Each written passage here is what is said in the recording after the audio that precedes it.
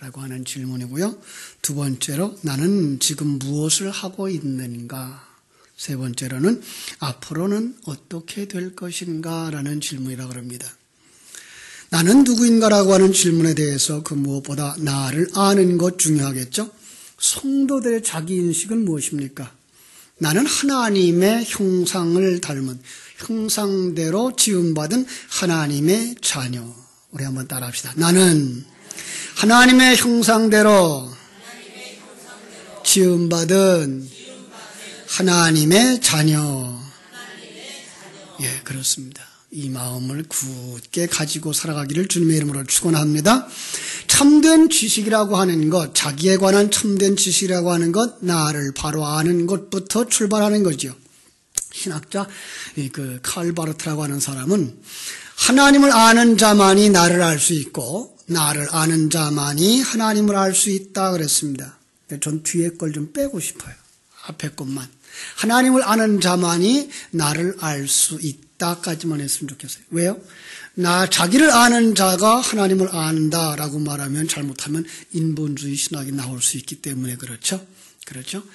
자기를 아는 자가 하나님을 안다 그러면 자칫 잘못하면 자기에 대한 인식이 너무 강해서 열등감에 빠지든지 우월감에 빠지면 건강한 삶을 살 수 없기 때문에 그렇습니다. 여러분, 우리는 하나님의 형상을 닮은 하나님의 자녀. 예. 나는 지금 무엇을 하는가라고 하는 질문을 다른 말로 바꿔 말하면 나는 지금 몇 살인가라고 묻는다 그럽니다. 여러분은 몇 살입니까? 자기 나이를 모르는 사람이 어디 있겠습니까? 그 뜻은 자기 나이에 걸맞는 삶을 살아가고 있느냐라는 것이죠. 난 지금 무엇을 하고 있는 것이냐라는 말이죠. 하나님을 아는 성도는 하나님의 전능하심을 알고 그분의 한치도 오차 없는 섭리와 경륜 속에서 지금 만들어져 가는 과정에 있으며 그 전능자 하나님의 허락하신 사명의 삶을 충실하게 살아가고 있는가를 점검하는 것입니다.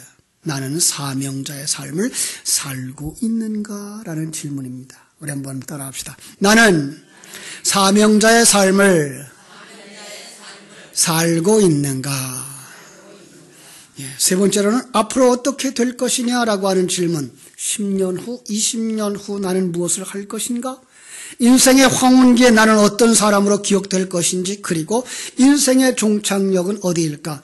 하나님의 백성들은 그 정도의 미래만 내다보는 사람들이 아니고 어떤 죽음을 맞이할 것이며 죽음 후에는 어떤 일이 있을 것인지를 알고 살아야 한다고 하는 사실입니다. 우리 한번 따라합시다. 나의 미래는 보장되어져 있는가? 이 말을, 이 세 가지 내용을 오늘 본문의 말씀을 가지고 한번 살펴보려고 합니다. 자, 오늘 본문의 말씀. 하나님께서 아담과 하와를 지으시고 그들이 살 수 있는 에덴 동산을 만들어 주셨습니다. 정말 아름답고 풍성한 그런 동산, 아담과 하와가 살고 있습니다. 거기에는 아름답고 먹기에 좋은 실과가 나게 하셨고 상함도 없고 해함도 없는 곳이라고. 그건 다 다른 곳이 아니고 천국을 상징하는 그림인 것을 우리는 알 수가 있습니다.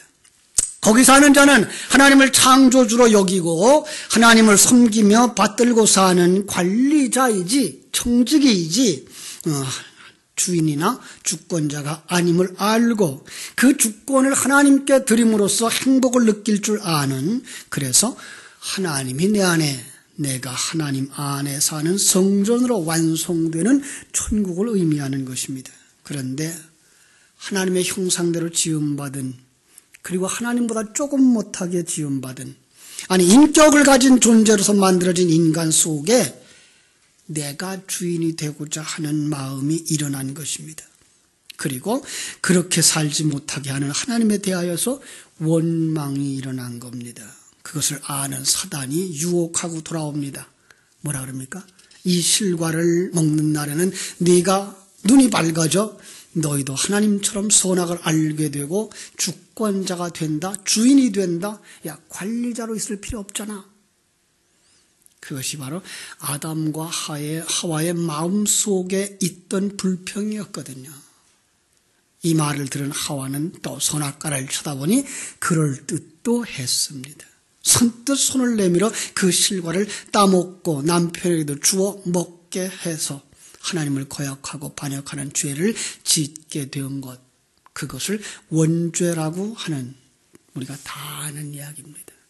그런데 여기까지만 알고 있으면 안 됩니다. 한 걸음 더 나가서 신학에서 아담이 인간을 대표로 불순종한 것이니 우리는 아담 안에서 타락한 자가 되었다라고 말합니다. 그래서 우리는 가끔 그 사람 때문에, 좀 거친 말은 제가 안 쓸게요. 그 사람 때문에 우리가 죄를 지었어 라고 생각을 하고 그 사람을 원망합니다. 아담 때문에 우리가 죽었고, 아담 때문에 우리가 병들고, 이유도 없이 아무것도 한 것도 없이 아담이 패를 잘못 뽑는 바람에 우린 다 진 사람이 된 거야 라는 생각을 가집니다. 아니요, 그 정도만 가지면 그건 세상 사람들이 생각하는 정도입니다. 언젠가 말씀드렸습니다. 성경 속의 대표 원리라고 하는 건 아담이 타락한 모습은 곧 누구의 모습이다? 내 모습이다. 내가 타락한 모습이다. 그래서 아담이 인류의 대표라고 하는 건 아담이 그렇게 타락한 것처럼 우리는 모두 다 그렇게 타락하게 된다라는 겁니다. 그렇습니다. 나중에 또 예수님이 우리의 대표자가 되어서 구원을 이루시면 어떻게 됩니까? 예수님이 십자가를 지고 구원의 완성자가 되신 모습을 보여준 것처럼 우리도 십자가를 지고 죽어 옛사람을 벗어버려서 구원의 완성자가 된다라고 하는 사실을 보셔야 된다 그랬습니다. 그래서 사도신경을 강해하면서 그런 말씀드렸죠. 본디오 빌라도에게 고난을 받으사 십자가에 못 박혀 죽으시고 라고 할 때 본디오 빌라도가 누구라고요? 나라고요. 예. 그 똑같은 얘기를 하나 볼게요. 요한계시록 1장 7절에 보면요, 예수님이 다시 오시는 것을 본대요. 볼지어다 그가 구름을 타고 오시리라. 각 사람의 눈이 그를 보겠고 그를 찌른 자들도 볼 것이요 땅에 있는 모든 족속이 그로 말미암아 애곡하리니 그러하리라. 여러분, 예수님을 찌른 자가 몇 사람입니까? 요한복음 19장 34절에 보면 한 병사가 창으로 옆구리를 찔렀다 그랬어요. 그런데 계시록에 보니까 찌른 자들이 본대요. 여러분, 찌른 자들은 내가 찔른 거예요. 내가 예수님을 십자가에 못 박은 거예요. 그래서 찌른 자들이 보는 거예요. 그러니까 여러분들은 예수님이 다시 오시는 그걸 본 자들입니다. 예. 성령이 오시면 내가 주를 찌른 자인 줄 알게 된다고 하는 얘기가 되는 거죠. 그렇습니다. 에덴 동산의 아담과 하와의 타락은 하와인 여자가 타락한 인간을 상징하는 그림이고, 그리스도가 우리를 구원하기 위해서 그 선악과 먹으면 죽는 줄 뻔히 알면서도 하와가 건네준 선악과를 받아먹는 아담으로 그려진 거죠. 그렇습니다. 그래놓고 다시 이 땅의 남녀가 함께 타락한 모습으로 에덴에서 쫓겨나는 그림을 그려서 죄인이 어떻게 죄값을 치러야 하는지 보여주고 하나님은 어떻게 그들을 구원해내시는가를 설명해내는 구원의 대서사시인 것입니다. 여기서 잠깐 뱀 어떻게 유혹했는지 살펴보시기 바랍니다. 그가 내 안에 있는 나로 하여금 주인 되라고 욕망을 불러일으키는 겁니다. 이게 사단의 속성입니다. 그래서 사단의 속성은 어디에 있습니까? 내 속에 있습니다. 심리학자 에릭 프롬은 인간의 삶의 방식을 두 가지로 보았습니다. 하나는 소유하려고 하는 욕망, 다른 하나는 존재 추구의 욕망이라고 그랬습니다. 매우 의미 있는 이야기입니다. 저는 그의 사상 위에 또 다른 분류를 하고자 합니다. 불신자와 신자는 소유 추구의 삶이 다 있습니다. 그런데 불신자가 소유 추구하는 삶과 신자의 소유 추구하는 삶이 다릅니다. 불신자의 소유는 어디서 추구하려고 합니까? 이 땅의 것을 추구하려고 하는 삶을 삽니다. 하나님의 백성은 어디의 것을 추구하고 삽니까? 하늘나라의 것을 추구하며 삽니다. 존재 추구의 삶 역시 마찬가지입니다. 불신자들은 이 땅에서 자기 존재의 가치를 높이려고 합니다. 하나님의 백성들은 그렇지 않습니다. 자기가 없어지는 삶을 살아가고 영적 세계 속에 자기가 존재하고 있음을 가치를 두고 살아가는 사람들입니다. 우리의 입장에서 한번 사과가 선악과를 왜 따먹었을까 정리해 보아야 합니다. 물론 그 당시 글자가 없었기 때문에 말씀을 문자대로 보아서 그렇다고 할 수는 없겠지만, 다르게 표현한다면 하나님이 하시는 말씀의 진정한 의미를 깨달아 알지 못하고 표면적으로만 들었기 때문에 그들은 하나님을 향하여 불평한 것입니다. 하나님은 그들의 창조주입니다. 믿습니까? 예, 창세기 2장 24절에 보면 그들은 하나님을 어떻게 부를 수 있었어요? 부모님이라고 부를 수 있었습니다. 부모입니다. 그런데 부모가 자식을 창조해서 동산 가운데 두고 선악과를 두고 계명을 주어서 섭섭하게 했겠습니까? 아니요. 선악과의 의미를 그들이 깨닫지 못했기 때문입니다. 선악과의 의미는 뭡니까? 너는 피조물, 나는 창조주. 너희들은 너희의 자리에서 나를 창조주, 아버지, 주인으로 모시고 하나님의 영광을 드러내는 삶을 살아라 말씀하신 것입니다. 여러분, 하나님의 영광을 드러내는 삶이 어떻게 사라진다고요? 자기를 내려놓고 하나님으로 충만한 삶, 하나님이 원하시는 그 삶을 살아드리는 그것, 바로 예수 그리스도가 이 땅에 오셔서 자기를 주장하지 아니하시고 하나님을 드러내는 그 삶, 그것이 바로 하나님께 영광을 돌리는 삶이었습니다. 그러면 내가 행복하며 그것이 진정한 부요이며 그것이 풍성함인 것을 알아라라고 가르쳐 주신 겁니다. 그것은 역사 속 사람들을 향한 하나님의 요구입니다.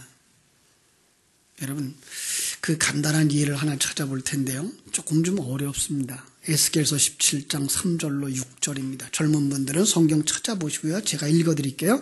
에스겔서 17장 3절로 6절에 보면은요. 여호와께서 이같이 말씀하여 이르시되 색깔이 화려하고 날개가 크고 깃이 길고 털이 숱한 큰 독수리가 레바논에 이르러 백향목 높은 가지를 꺾되 그 연한 가지 끝을 꺾어가지고 장사하는 땅에 이르러 상인들의 성읍에 두고 또 그 땅의 종자를 꺾어 옥토에 심되 수양버들 가지처럼 큰 물가에 심더니 그것이 자라서 퍼져서 높지 아니한 포도나무 곧 굵은 가지와 가는 가지가 난 포도나무가 되어 그 가지는 독수리를 향하였고 그 뿌리는 독수리 아래에 있었더라. 예, 독수리, 여기서 독수리가 뭘 했어요? 나뭇가지를 잘라다가 땅에다 심었어요. 그랬더니 포도나무가 됐어요. 그리고 그 포도나무가 누구를 향하여 손을 뻗치고 있어요? 독수리를 향해서 가지를 뻗치고 있고 뿌리를 뻗치고 있는 거예요. 이 그림은 당시에 역사로 보면 느부갓네살 왕을 기대고 있는 그 이스라엘의 모습이에요. 그걸 원하는 그런가요? 아니요. 그건 더 정확하게 그리면 우리의 모습이에요. 독수리는 하나님을 상징하고 있어서 하나님이 우리를 어디다 심어요? 땅에 심어요. 그리고 뭘 해요? 이 땅에서 자라나는 포도나무는 그 줄기를 누구를 향하여? 하나님을 향하여. 왜? 하나님의 열매를 맺으려고. 뿌리를 어디에다 심어요? 하나님에게 심어요. 이 모습이에요. 그런데 그 에스겔서 17장 그 다음 절 7절에 보니까 또 날개가 크고 털이 많은 독수리 하나가 나타나요. 그러자 이 포도나무가 본래의 독수리를 향했던 가지를 이쪽 독수리를 향해서 뻗치고 뿌리를 이쪽으로 옮겨요.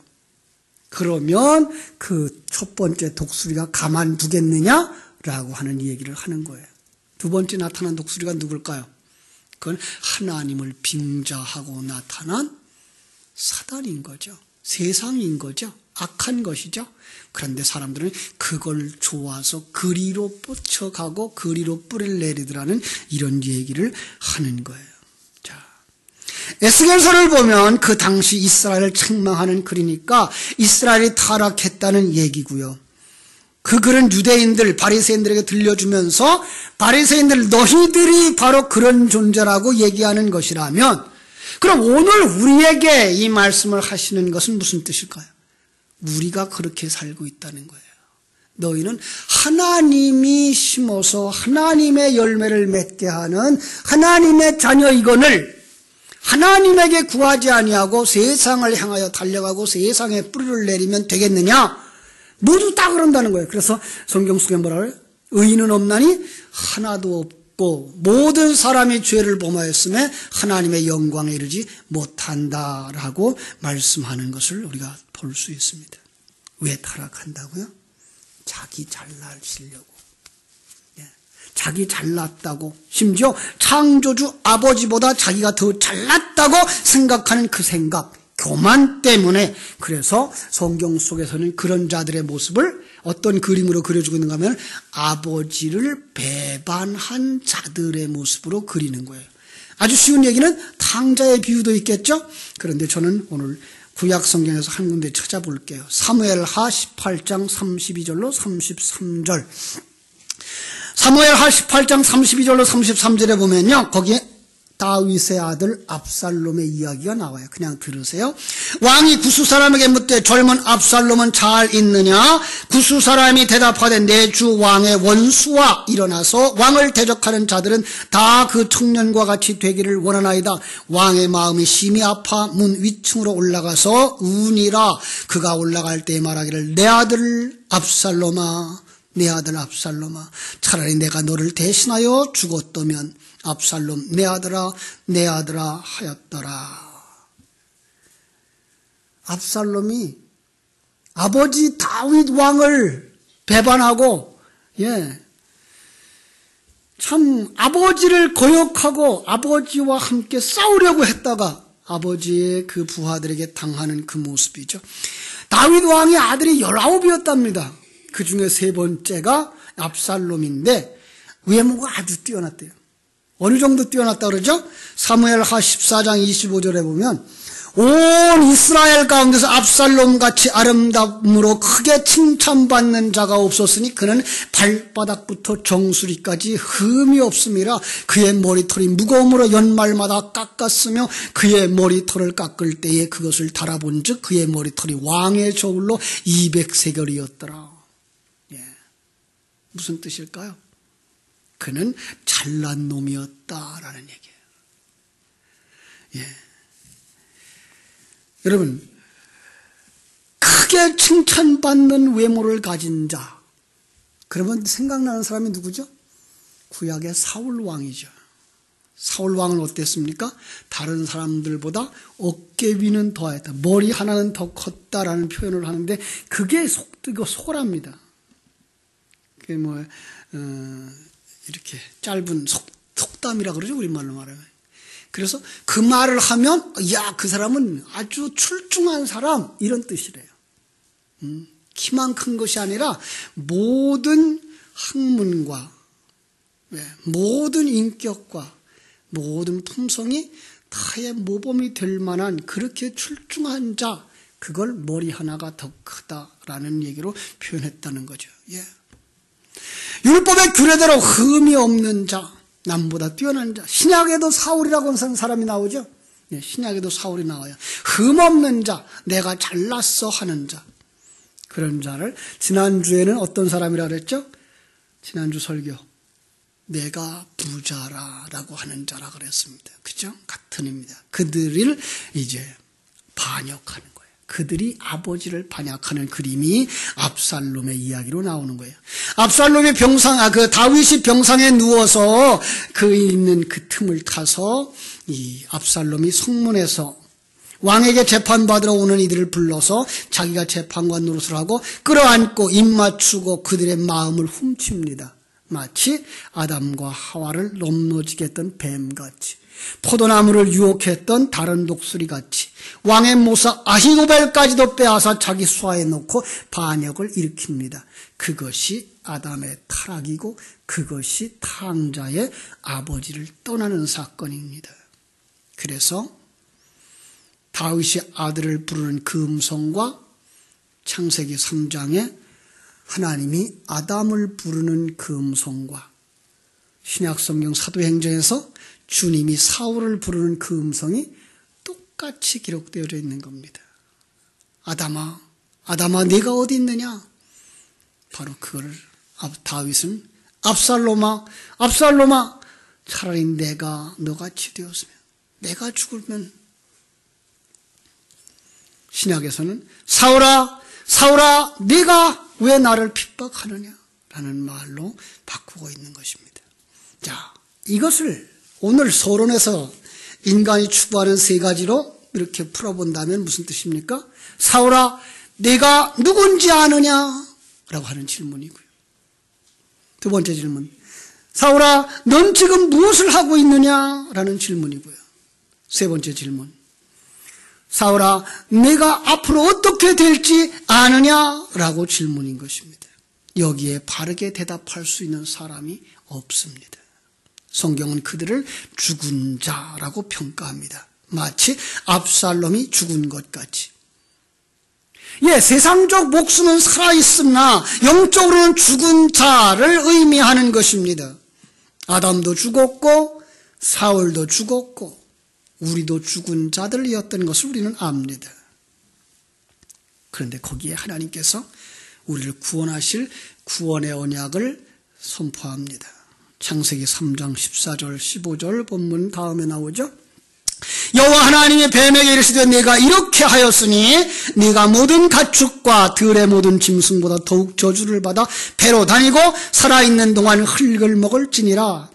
내가 너로 여자와 원수가 되게 하고 네 후손도 여자의 후손과 원수가 되게 하리니 여자의 후손은 네 머리를 상하게 할 것이요 너는 그의 발꿈치를 상하게 할 것이라. 타락하여 자기 백성 아닌 자를 뭐 하겠다고요? 자기 백성 삼겠다는 것이고, 이게 바로 죽은 자를 살리겠다는 언약이고, 창세기 3장 15절에서는 그래서 이걸 갖다가 원시복음이라고 말하는 것이죠. 다시 말하면 그들을 구원할 자를 파송하겠다는 이야기입니다. 아니, 우리를 구원하실 분을 파송하시는 것입니다. 그분은 다름 아닌 제2위 되시는 하나님 예수 그리스도인 줄로 믿습니다. 그래서 그 그리스도를 제2위 되시는 하나님을 어디에다 담아 보냅니까? 예수라고 하는 그릇에 담아서 우리에게 주는 겁니다. 죽은 자들 속으로, 눈먼 자들 속으로, 안진뱅이 속으로 들어오셔서 그들의 생명이 되시고 그들의 눈이 되시고 그들의 지팡이가 되시는 것입니다. 믿습니까? 그 생명이신 그리스도께서 우리 안에 오시면 그 사람은 자기가 누구인지 알게 됩니다. 창세전의 전능자 하나님에 의해 지음받고 역사라고 하는 시간과 공간 속에서 철저하게 자기의 의를, 자기의 죄를 깨닫고, 자기가 의가 없음을 깨닫고 하나님의 은혜를 받고 그 은혜로 말미암아 하나님이 누구신지를 알고 하나님의 계획을 알고 그리고 지금 자기 속에 일하고 계신 하나님의 손길을 느끼게 되는 것입니다. 여러분 이 믿음이 있으시죠? 하나님이 여러분을 창조하셨으며 하나님이 여러분을 인생을 섭리해 오신 사실을 믿으시지요? 지금까지도 하나님이 여러분을 사랑해서 이끌어 오셨고 지금도 여러분들은 하나님의 그 사랑 가운데 거하시는 것을 믿으시지요? 그렇습니다. 이렇게 믿는 자들에게만 과거에 있었던 모든 일들도 오늘 나를 위하여 하나님이 일하셨던 것인 줄 알게 되는 것이고 그 사람만 로마서 8장 28절에서 말씀한 모든 것을 합력하여 선을 이루시는 하나님의 손길을 깨닫는 자가 되는 줄로 믿습니다. 그렇게 깨달아 알 때야 이전에 나를 힘들게 했던 사람, 나쁘다고 원망했던 그 사람들을 향하여서 용서가 되어지고 오히려 그들에게 진리의 성령의 말씀을 전해줄 수 있어서 사랑할 수 있는 자가 되어지는 줄로 믿습니다. 그래서 여러분들은 하나님의 사랑을 가지고 하나님을 사랑하는 자로, 이웃을 사랑하는 자로 살아가게 되어질 때 하나님은 여러분을 통해서 영광 받으신 줄로 믿습니다. 그렇습니다. 지금 내가 무엇을 하고 있는지 알게 됩니다. 여러분, 하나님은 여러분 속에 지금 어떤 일을 하고 계시며 여러분은 어떤 일을 합니까? 하나님의 사람으로 만들어져 가고 있는 것입니다. 그렇습니다. 하나님은 여러분을 하나님의 자녀로 만들어 완성시켜 가는 것입니다. 때로는 사망의 음침한 골짜기를 건너게 하시고 때로는 풍랑이는 바다를 건너게 하시고 때로는 용광로와 같은 고난의 숲을 지나가게 하시면서 우리 속에 있는 자기애라고 하는 주권을 내려놓고 자기를 부인하는 자로 이끌어 가시는 줄로 믿습니다. 그렇습니다. 하나님은 가장 좋은 것들을 자기 백성에게 주시는 하나님. 은혜 받은 성도들은 이 부분에 대하여서 정확하게 알 수 있습니다. 자기가 이제는 눈이 뜨어진 자, 생명을 가진 자, 은혜 받은 자인 줄로 알게 되는 것입니다. 그렇습니다. 우리는 주님과 하나 되어 고해 같은 세상, 사망의 음침한 골짜기를 건너가고 있는 중입니다. 누가 지팡이입니까? 진리의 말씀입니다. 누가 안내자입니까? 하나님이십니다. 성령님이 안내자 되시고 진리와 은혜의 말씀이 안내자 되어서 길이 되어져서 여러분 어디로 가십니까? 요한복음 14장 속의 도마처럼 주여 주께서 어디로 가시는지 우리가 알지 못하며 그 길이 무엇인지 우리가 어떻게 알겠습니까? 라고 묻고 있는 사람은 없으시죠? 그렇습니다. 아직까지 우리가 그 자리에 있어서는 안 됩니다. 우리는 어디로 가고 있는지 알아야 되며 그 길이 어디인지 알아야 되는 것입니다. 바로 그 대답이 오늘 본문의 내용이었습니다. 잘 묵상하시기 바랍니다. 그리고 복습하시기 바랍니다. 그 진리의 말씀이 여러분의 안내자가 되어주고 여러분의 길이 되어주고 여러분의 생명이 되어주고 여러분의 미래를 활짝 열어주실 줄로 믿습니다. 소망의 목적지를 향하여 달려가는 복된 성도들이 되시기를 주님의 이름으로 축원합니다. 우리 한번 하나님의 목소리를 흉내내면서 불러볼까요? 아담아 내가 어디 있느냐. 이제 아담 속에다가 여러분의 이름을 넣고 한번 불러볼까요? 제가 이렇게 불러야 되겠죠. 좌양아 내가 어디 있느냐. 우리 한번 불러볼까요? 시작. 좌양아 내가 어디 있느냐. 여러분은 제 이름 부르면 안 되고 여러분은 여러분의 이름을 부르면서 그 질문을 들을 때에 나는 누구인가? 나는 누구인가? 그리고 지금 나는 어떻게 살고 있는가? 나는 미래가 확정되어져 있는가? 마음에 깊이 묵상하시기를 바랍니다. 벌써 백목항에서 사고가 난 지 60일이 넘었습니다. 그 속에서 아직도 부르짖는 부모들의 음성이 있습니다. 아직도 12사람을 찾지 못했다 그러는데 그분들의 목소리가 들리는 것 같습니다. 자기 자식을 부르면서 내가 어디 있느냐. 오늘 우리는 그들의 음성을 들으면서 내가 소리쳐 불러야 될 사람 누굽니까? 찾아야 됩니다. 누굽니까? 내 자식은 아닙니까? 내 부모는 아닙니까? 내 남편은 아닙니까? 그의 이름을 부르면서 당신은 어디 있습니까? 너는 어디에 있느냐? 너는 지금 내가 누군지 아느냐? 내가 지금 무엇을 하고 사는지 아느냐? 그리고 내 인생의 마지막이 어떻게 될지 너는 그날을 위해 준비하고 살아가느냐? 대답해 줄 수 있는, 그래서 안타까워 그들을 부르는 음성이 여러분의 기도 속에 있기를 주님의 이름으로 축원합니다. 기도하겠습니다. 하나님 우리 아버지, 하나님의 크신 사랑과 은혜를 감사합니다. 우리는 연약하기 그지없는 자들, 자기만을 내세우고 내가 주인 되어지고 내가 왕 되어져서 살아가려고 하는 못된 죄인들입니다. 죽은 자들입니다. 소경입니다. 그런데 주님께서 오늘도 찾아오셔서 타락한 아담을 부르시듯이 아버지를 빼앗은 압살롬을 부르시듯이 하나님을 향하여 손가락질하고 달려드는 사울을 부르시듯이 암개야 네가 어디 있느냐? 네가 누군지 아느냐? 네가 지금 무엇을 하는지 아느냐? 네가 어떻게 될지 아느냐? 묻는 그 물음 앞에 대답할 수 있는 자 되게 해주신 것을 감사하며